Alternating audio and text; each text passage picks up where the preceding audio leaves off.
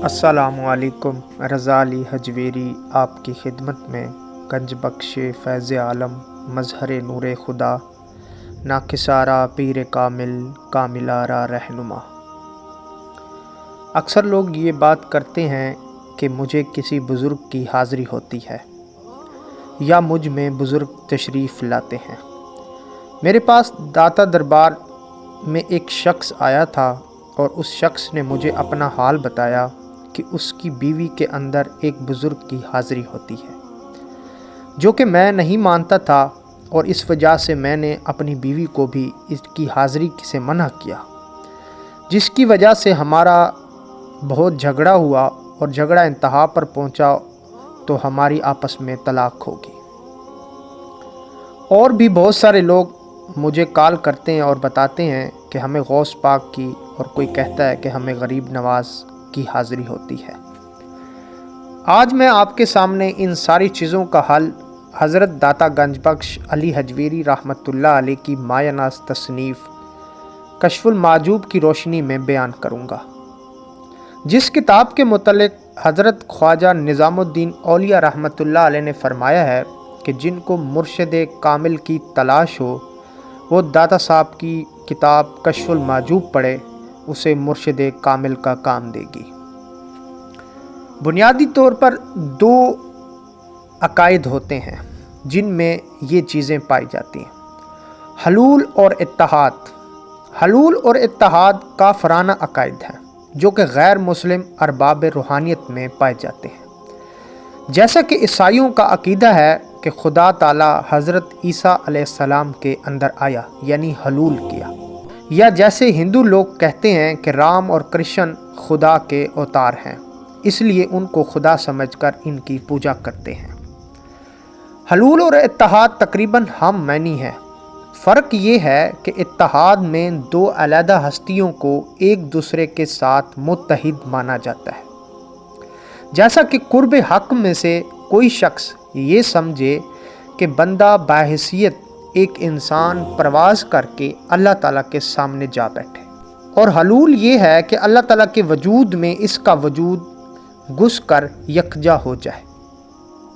दरअसल ये अकायद मकाम फ़नाफिल्ला की हकीकत और माहियत को ना समझने की वजह से पैदा होते हैं। जब अंबिया अलैहिस्सलाम या औलिया कराम अपनी कुर्ब हक और फ़नाफिल्ला की हालत को बयान करते हैं तो जिन लोगों को ये मकाम हासिल नहीं होता वो ख्याल करते हैं कि शायद हक ताला के साथ कुर्ब और इसकी ज़ात में फ़ना का मतलब ये है कि इंसान की ज़ात हक में इस तरह घुल जाती है, इस तरह मिक्स हो जाती है या इस तरह दाखिल हो जाती है जैसे शक्कर में पानी हो जाता है। लेकिन आरफीन के नज़दीक ये बात गलत है। इनके नज़दीक ये ख्याल कुफ्र है। फ़ना फिल्ला का मतलब ये हरगिज़ नहीं है कि सालिक, आरिफ या वासिल बिल्ला ज़ात हक में इस तरह फ़ना हो जाता है कि जिस तरह शक्कर का वजूद पानी में, बल्कि फ़ना का मतलब ये है, चूँकि अकीदा वहदतुल वजूद जो कि ऐन इस्लामी अकीदा है, जिसकी वीडियो आप हमारे चैनल पर देख सकते हैं। वहदतुल वजूद में ज़ात हक के सिवा गैर का वजूद ही नहीं है, और ये जो अशियाए कायनात का वजूद पाया जाता है ये महज ख़याली और वहमी है। इसलिए जब सालिक तज़किया नफ्स के ज़रिए अरूज की मंजिल या अरूज के बुलंद मकाम पर पहुँचता है तो उसे वहदतुल वजूद का मुशाहदा होता है, और वो हर चीज़ को फ़ानी, ख़याली और वहमी देखता है, हत्ता कि अपने वजूद को भी वहम और गुमान समझता है।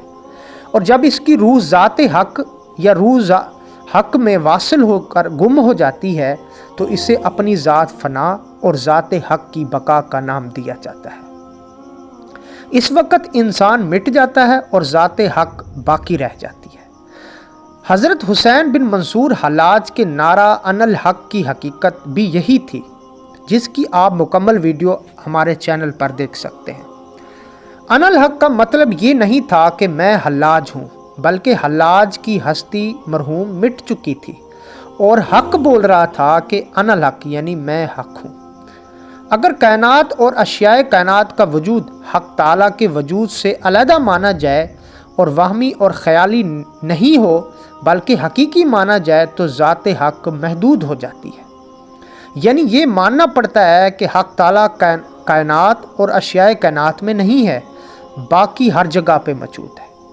اس سے حق تعالیٰ کا وجود محدود ہو جاتا ہے جو کہ کفر ہے۔ اس لیے عقائد اہل سنت والجماعت کی روح سے اس کے سوا چارہ ہی نہیں کہ کائنات کا وجود خیالی اور وہمی مانا جائے، اللہ تعالیٰ کا وجود حقیقی مانا جائے، جیسا کہ سمندر میں لہروں، جھاگ اور برف کے ٹکڑوں کا وجود کوئی اصل نہیں ہے، سب کی اصل میں پانی ہے جو کہ مختلف صورتوں میں ظاہر ہوتی ہے۔ کائنات مخلوق ہے، اللہ تعالیٰ خالق ہے۔ یہ کائنات حق تعالیٰ کی صفت اور تخلیق کا مظہر ہے۔ چونکہ صفت موصوف سے جدا نہیں ہو سکتی، اس لیے مخلوق خالق سے جدا نہیں ہو سکتی، دونوں کا وجود ایک ہی ہے۔ یہ ہے وحدت الوجود کا عقیدہ جو قرآن و حدیث سے ثابت ہے۔ لیکن حلول اور اتحاد، جو لوگ کہتے ہیں کہ ہمیں بزرگ کی حاضری ہوئی یا ہمارے اندر بزرگ آئے یا ہمیں جو ہے نا کوئی اور بزرگ آتے ہیں اور ہمیں کوئی پیغام دیتے ہیں، تو یہ بالکل غیر اسلامی عقائد ہیں، اور اس سے دو وجود لازم آتے ہیں، جیسا کہ شکر اور پانی۔ اور اگر شکر اور پانی دونوں کا وجود خیالی اور حق تعالیٰ کا وجود حقیقی مانا جائے تو حلول اور اتحاد کا سوال ہی پیدا نہیں ہوتا۔ حقیقت یہ ہے کہ جو انسان کہتے ہیں کہ ہمیں کسی بزرگ کی حاضری ہوتی ہے، مثال کوئی کہتا ہے ہمیں غوث پاک کی حاضری ہوتا ہے، اور کچھ عورتیں یا بیبیاں کہتی ہیں کہ ہمیں خواجہ غریب نواز کی حاضری ہوتی ہے، تو ایک وجود میں دو چیزوں کا موجود ہونا پایا نہیں جا سکتا۔ یہ کافرانہ عقائد ہے اور یہ ہندوؤں کے عقائد ہیں۔ اللہ تعالیٰ سے دعا ہے کہ ہمیں حق سچ بیان کرنے اور سمجھنے کی توفیق عطا فرمائے اور اپنی رحمت کا سایہ نصیب فرمائے۔ ویڈیو آپ کو پسند آئی تو چینل کو سبسکرائب کریں، لائک کریں اور کمنٹس کریں، اور اس متعلق آپ کا کوئی بھی سوال ہو تو آپ کمنٹس میں پوچھ سکتے ہیں۔ شکریہ۔